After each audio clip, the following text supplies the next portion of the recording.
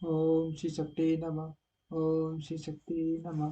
ब्रह्मा जी से दक्ष की अनुमति पाकर देवताओं और मुनियों सहित भगवान शिव का दक्ष के घर जाना, दक्ष द्वारा सबका सत्कार तथा सती और शिव का विवाह। ब्रह्मा जी कहते हैं, नारद तदनंतर में हिमालय के कैलाश शिखर पर रहने वाले परमेश्वर महादेव शिव को लाने के लिए प्रसन्नतापूर्वक उनके पास गया और उनसे इस प्रकार बोला, सती के लिए मेरे पुत्र दक्ष ने जो बात कही है उसे सुनिए, और जिस कार्य को वे अपने लिए असाध्य मानते थे उसे सिद्ध हुआ ही समझिए। दक्ष ने कहा कि मैं अपनी पुत्री भगवान शिव के ही हाथ में दूंगा, क्योंकि क्योंकि उन्हीं के लिए यह उत्पन्न हुई है।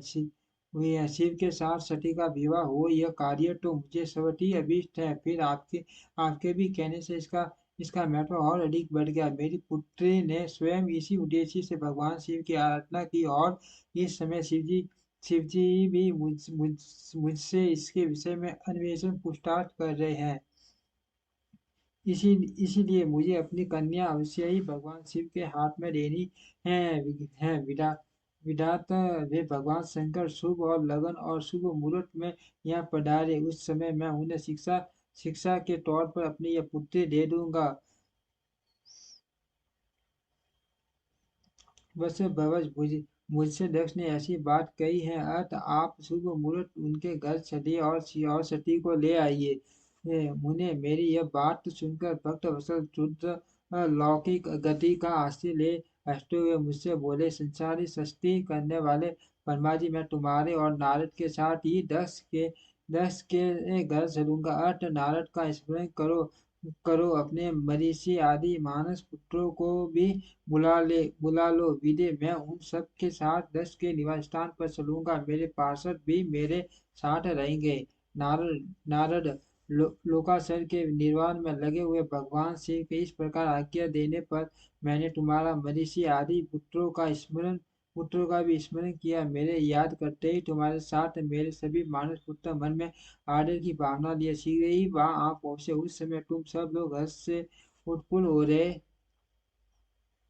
थे। फिर रुद्र के स्मरण करने पर शिव भक्तों के सम्राट भगवान विष्णु भी अपने सैनिकों तथा कमला देवी के साथ गरुड़ पर आरूढ़ हो तुरंत वहां आ गए। तदंतर चैत्र मास के शुक्ल पक्ष की त्रयोदशी तिथि में रविवार को पूर्व फाल्गुनी को नक्षत्र में मुझ ब्रह्मा और विष्णु आदि समस्त देवताओं तव के महेश्वर ने विवाह के लिए यात्रा की। मार्ग में उन देवता और ऋषियों के साथ यात्रा करते हुए भगवान शंकर व सुबह पा रहे थे। वहां जाते हुए देवताओं मुनियों आनंद मगन मन वाले प्रथम गणों का रास्ते में बड़ा उत्सव हो गया था।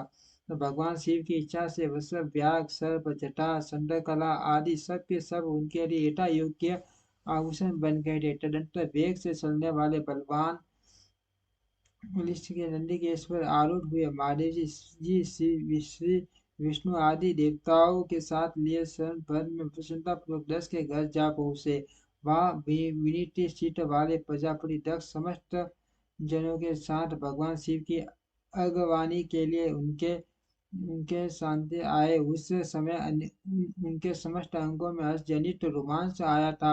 वह स्वयं दक्ष ने अपने द्वार पर आए हुए देवताओं का सत्कार किया। वे सब लोग सूर्यश्रेष्ठ बिठाकर उनके पासों पाक में स्वयं भी मुनियों के साथ बैठ गए। इसके बाद दक्ष ने मुनियों सहित समस्त देवताओं की परिक्रमा की और उन सब के साथ भगवान शिव के घर के भीतर ले आए। उस समय दक्ष के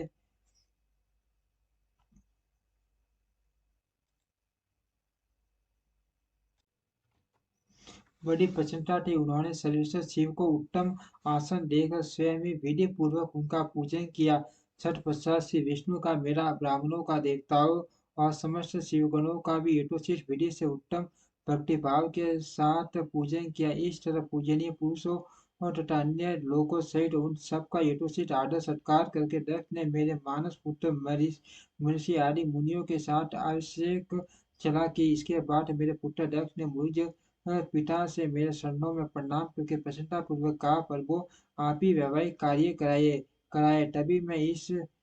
तभी तब तब मैं भी हर्ष भरे हृदय से बहुत अच्छा कहकर उठा और वह सारा कार्य कराने लगा। तदंतर घरों के बल से युक्त शुभ लगन और मुहूर्त में दक्ष ने हर्षपूर्वक अपनी पुत्री सती का हाथ भगवान शंकर के हाथ में दे दिया। उस समय हर्ष से भरे हुए भगवान भगवान वृषभध्वज ने भी वैवाहिक विधि से सुंदरी दस कन्या का पानी ग्रहण किया। फिर मैंने श्री हरि ने तुम तथा अन्य मुनियों ने देवताओं और प्रथम गणों ने भगवान शिव को प्रणाम किया और सब ने नाना प्रकार की छुट्टियों द्वारा उन्हें संतुष्ट किया। उस समय नाच गान के साथ मान उत्सव मनाया गया। समस्त देवताओं और मुनियों को बड़ा आनंद हुआ। भगवान शिव के लिए कन्यादान करके मेरे पुत्र दस कृतार्थ हो गए। शिवा और शिव प्रसन्न हुए तथा सारा संसार मंगल का निकेतन बन गया। ओम श्री शक्ति नमः। ओम श्री शक्ति नमः। ओम श्री शक्ति नमः।